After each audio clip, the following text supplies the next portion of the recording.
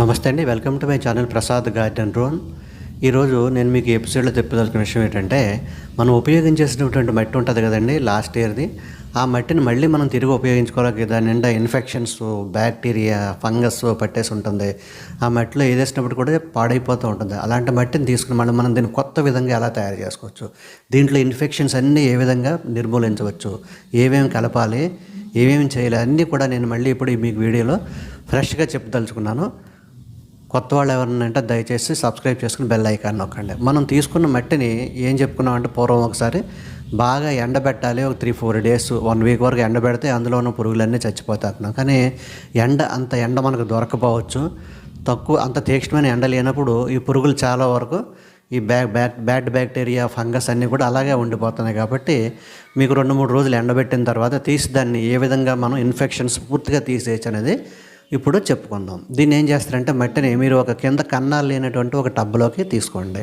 దాంట్లో సరిపడా మట్టి తీసుకున్న తర్వాత దీంట్లో ఏం చేస్తారంటే, వేళ్ళు లాంటివి ఏమన్నా ఉంటే వేళ్ళు శుభ్రంగా తీసేయండి. ఉండలు లేకుండా శుభ్రంగా పిసకండి.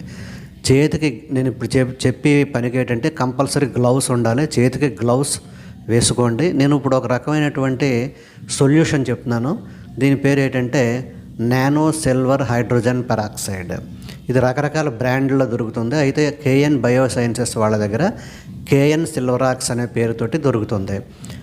ఏమంటే ఇది మీరు ఉపయోగించుకోవచ్చు. ఇది ఆర్గానిక్ ఫార్మింగ్లో అలౌ చేసినటువంటి ప్రోడక్ట్. ఇది ఏ విధమైనటువంటి పాయిజన్ కాదు. మనుషులకి ఏ విధంగా మనుషులకు కానీ మొక్కలకు కానీ ఏ విధమైనటువంటి హాని చేయదు. న్యాచురల్గా ఇది పనిచేస్తుంది. ఇందులో 2 హైడ్రోజన్ అణువులు, 2 ఆక్సిజన్ అణువులు మాత్రమే ఉంటాయి. సిల్వర్ అంటే వెండి చాలా తక్కువ మోతాదులో ఉంటుంది. చాలా కాన్సన్ట్రేటెడ్గా ఉండటం వల్ల ఇది చేతి మీద పడితే సురుసురుమని లాగుతుంది. కాబట్టి చేతుల మీద పడకుండా మనం ఈ గ్లౌస్ కంపల్సరీ వాడుకోవాలి. గ్లౌస్ వాడకుండా చేయొద్దు. ఏమండి ఇది మీకు హైదరాబాద్లో దొరుకుతుంది. లేదంటే మనకి రాజమండ్రి ఏరియాలో కొవ్వూరులో ఉన్నటువంటి కాంతి గారి దీంట్లో దొరుకుతుంది. నేను ఆ 2 అడ్రస్లో కూడా కింద ఇస్తాను, మీరు తెప్పించుకోవచ్చు. దీన్ని ఎలా ఉపయోగించాలి అంటే, దీన్ని ఏంటంటే 1 లీటర్కి 5 ml నుంచి 10 ml, 5 నుంచి 10 ml తీసుకోండి. ఇన్ఫెక్షన్ ఎక్కువగా ఉందనుకుంటే 10 ml తీసుకోండి. పర్వాలేదు మాదిరిగా ఇన్ఫెక్షన్స్ ఎక్కువ లేవనుకుంటే 5 ml తీసుకోండి. 1 లీటర్కి 5 నుంచి 10 ml తీసుకుని దాన్ని ఆ లీటర్ నీటిలో లేదా 2 లీటర్ల నీటిలో 1 లీటర్కి ఎంత చొప్పున కలిపేసుకుని దాన్ని శుభ్రంగా ఇలా ఈజీగానే కలిసిపోతుంది వాటర్లో. ఇందులో కూడా హైడ్రోజన్, ఆక్సిజన్ ఉంటుంది. వాటర్లో కూడా హైడ్రోజన్, ఆక్సిజన్ ఉంటుంది. ఇందులో ఏం విష పదార్థాలు ఏముండవు. పెద్ద కెమికల్ ఏమీ కాదు. ఇది వాడచ్చు. కాంతి గారు కూడా చెప్పారు దీన్ని వాడవచ్చు అని చెప్పేసి. అలా K.N.BIOSCIENCES వాళ్ళు ఆర్గానిక్ ఫార్మింగ్ దగ్గర కాబట్టి వాళ్ళు చెప్పారు. దీన్ని శుభ్రంగా ఈ మట్టి అంతా తడిసే విధంగా పోయండి. అంటే మరీ ఎక్కువ ఉండక్కర్లేదు, మట్టి తడితే సరిపోతుంది. లూజ్గా నీరు ఎక్కువ వేస్ట్ చేయొద్దు. మట్టి శుభ్రంగా తడిసే విధంగా దీన్ని వేసి దాన్ని గ్లౌస్ వేసుకున్న చేతితోటి బాగా కలపండి. మట్టి అంతా కలిసేలాగా కలపండి. ఇలా కలపడం ఏంటంటే, ప్రతి అణువు మధ్యలోకి ఇది వెళ్ళి దాంట్లో ఉన్నటువంటి బ్యాక్టీరియాని, ఫంగస్ని అన్నిటిని చంపేస్తుంది. నెమటోడ్స్ ఉంటే నెమటోడ్స్ కూడా చచ్చిపోతాయి. ఇందులో చాలా వరకు చచ్చిపోతాయి నెమటోడ్స్. ఏమండి దీంతోపాటు మనకు ఇంకొకటి ఏంటంటే, ఇందులో గుడ్ బ్యాక్టీరియా, గుడ్ ఫంగస్ కూడా చచ్చిపోతుంది. అంతే, మరి ఏం చేయలేము. ఎందుకంటే దీన్ని డీఇన్ఫెక్ట్ చేయాలంటే మొత్తం అన్నీ చనిపోతాయి. అన్నీ చనిపోయాక దీంట్లో మళ్ళీ మనం మంచి బ్యాక్టీరియా, మంచి ఫంగస్ మనం యాడ్ చేసుకోవచ్చు. ఏ విధంగా చేయాలో అది కూడా చెప్తాను. పూర్తిగా వీడియో చూస్తే మీకు అర్థమవుతుంది అనమాట. ఈ విధంగా పూర్తిగా బాగా కలపండి. ఒక పావు గంట సేపు మొత్తం అంతా కలిసే విధంగా, ఎక్కడ పొడిమట్టి లేకుండా కలపండి. అంతా తడవాలి. దీంతో తడిస్తే ఏంటంటే ఈ ప్రతి అణువు మధ్యలోకి వెళ్ళి అక్కడ ఉన్నటువంటి ఫంగస్ని, బ్యాడ్ బ్యాక్టీరియా, అన్ని రకాల బ్యాక్టీరియాలని, అన్ని రకాల ఫంగస్ని శుభ్రంగా చంపేస్తుంది. ఇది చంపేసిన తర్వాత దీన్ని మీరు స్టోర్ చేసుకోవచ్చు. లేదంటే మీరు మళ్ళీ దీన్ని ఎండలో పెట్టుకోవచ్చు. అలాగ ఒక 2 డేస్ వదిలేయండి. 2 డేస్ వరకు దీంట్లో ఏమీ కలపొద్దు. ఎందుకంటే 2 డేస్ వరకు దీని పవర్ ఉంటుంది. 1 డే ఉంటుంది, ఒక 2 డేస్ వదిలేయండి అలాగా. ఎందుకంటే ఈ పవర్ ఉండగా కలిపితే ఏమవుతుందంటే, మళ్ళీ మీకు ఆ కొత్త బ్యాక్టీరియా కలిపినప్పుడు ఆ బ్యాక్టీరియా కూడా చనిపోయే అవకాశం ఉంది. ఒక 2 డేస్ ఫ్రీగా వదిలేయండి. ఒక మూట కట్టేసి వదిలేయండి. లేకపోతే అలాగా ఎండలో పెట్టినా పర్వాలేదు. ఒక మూత పెట్టేసి అలా పక్కన వదిలేయండి. ఒక 2 రోజులు వదిలేసిన తర్వాత మీకు తడి ఎక్కువగా ఉందనుకోండి, మళ్ళీ ఎండలో పెట్టండి. ఆ తడి అంతా పోయే విధంగా. లేకపోతే అలా వాడేసుకున్నా ఏం పర్వాలేదు. ఇప్పుడు దీన్ని మనం మళ్ళీ ఎలాగ ఎన్రిచ్ చేసుకోవాలి, మరి ఒరిజినల్ మట్టి కింద ఈ విధంగా తయారు చేసుకోవాలో చెప్తాను మీకు. ఇప్పుడు దీనికి పాళ్ళు కలిపేటప్పుడు ఏం చేస్తారంటే ఒక వంతు ఈ మట్టి తీసుకోండి. ఇలాగ డిజిన్ఫెక్ట్ చేసినటువంటి మట్టి, అంటే సిల్వరాక్స్ ఉపయోగించి డిజిన్ఫెక్ట్ చేసినటువంటి ఈ మట్టిని తీసుకోండి. ఇందులో ఏంటంటే బ్యాక్టీరియా, ఫంగస్ లేదు. ఏ విధమైన బ్యాక్టీరియా కానీ ఏ విధమైన ఫంగస్ కానీ లేదు. న్యూట్రియంట్స్ ఉన్నవి ఉంటాయి, పోవం. ఇప్పుడు మనం ఇందులో కొంచెం న్యూట్రియంట్స్ కలుపుకోవాలి కాబట్టి ఒక వంతు మట్టి తీసుకోండి, ఒక వంతు కోకోపీట్ తీసుకోండి. నేను చెప్పిందంతా కూడా నేను వాడింది, ఇది బాగా పనిచేస్తుంది. మంచి లూజ్ సాయిల్ అంటే, మంచి వెల్ డ్రైన్ సాయిల్ అంటే ఇదే.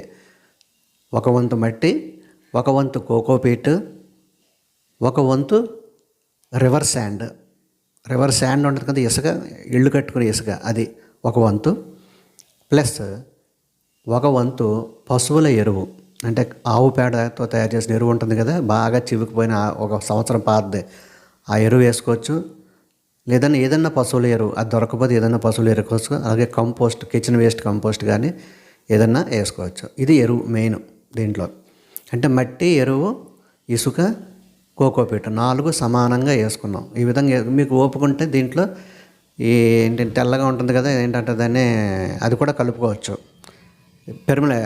పెర్లైట్ కూడా కొద్దిగా కలుపుకోవచ్చు, లేకపోతే అవసరం లేదు. ఇసుక కలిపితే పెర్లైట్ అవసరం లేదు.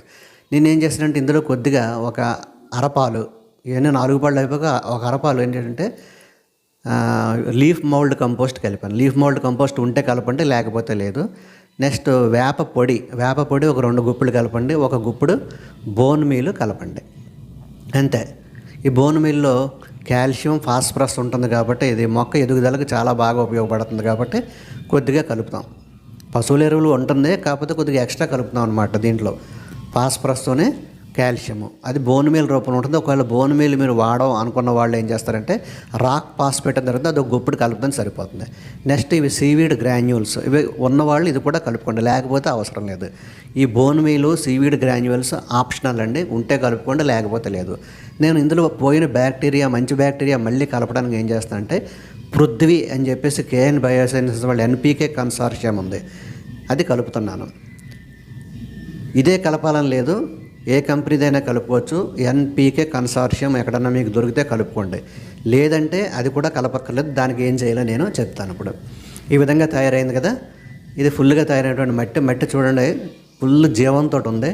ఈ మట్టి లూజ్గా ఉందా లేదా అని తెలుసుకోవడానికి మీరు ఏం చేస్తారంటే దీన్ని ఒక ఉండ కింద చుట్టండి, చేతితో ఉండ నొక్కితే ఉండ ఇలా పిసికితే టప్పని పగిలిపోవాలన్నమాట, గట్టిగా ఉండకూడదు. అప్పుడు మీకు కరెక్ట్గా ఉన్నట్టు లెక్క. ఎలాగో చూడండి, మట్టిని ఎలాగ ఉండ చుట్టి అలాగా జారిపోవాలన్నమాట. ఆ ఉండ అలా నొక్కితే పెళుసుగా ఇరిగిపోవాలి. అది అంటే పర్ఫెక్ట్గా వెల్ డ్రైన్ సాయిల్ అంటే ఇది.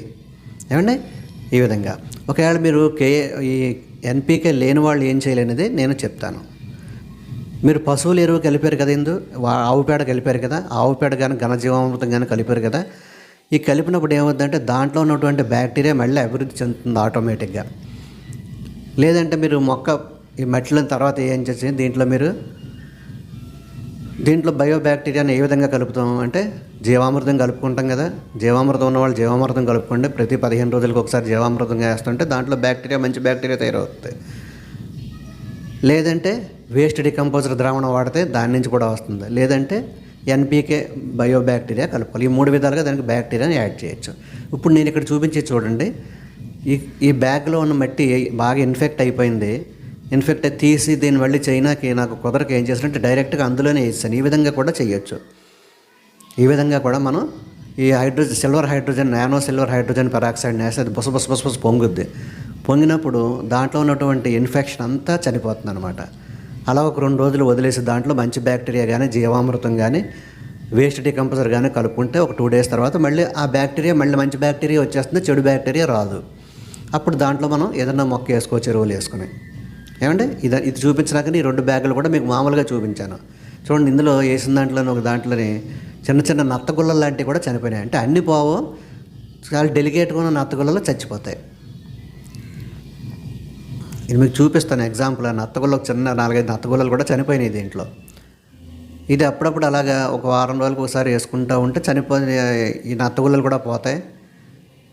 అయితే మంచి బ్యాక్టీరియా కూడా పోతుంది కాబట్టి దీని పవర్ పోయిన తర్వాత మీరు మంచి బ్యాక్టీరియా దీనికి యాడ్ చేయాలి.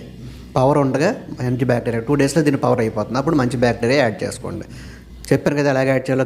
జీవామృతం కానీ, లేకపోతే వేస్ట్ డికంపోజర్ కానీ లేకపోతే బయో ఎన్పీకే కానీ కొనుక్కొని వేసుకోండి, పనిచేస్తుంది. అదండి, ఈ వీడియో మీకు నచ్చినట్లయితే కంపల్సరీ లైక్ చేయండి. మీరు చేయగలిగింది ఏంటంటే నాకు సహాయం, లైక్ చేయగలరు, లైక్ చేయండి. లైక్ చేస్తే నాకు ఉపయోగం, అది ఎంకరేజ్మెంట్ అనమాట. చూసారా పురుగు ఎలా చచ్చిపోయింది అది. అలా పురుగులు కూడా నెమటోడ్స్ చచ్చిపోతాయి దీంట్లో. 99% నెమటోడ్స్ అన్నీ కూడా చనిపోతాయి. ఓకే అండి, థ్యాంక్ యూ వెరీ మచ్.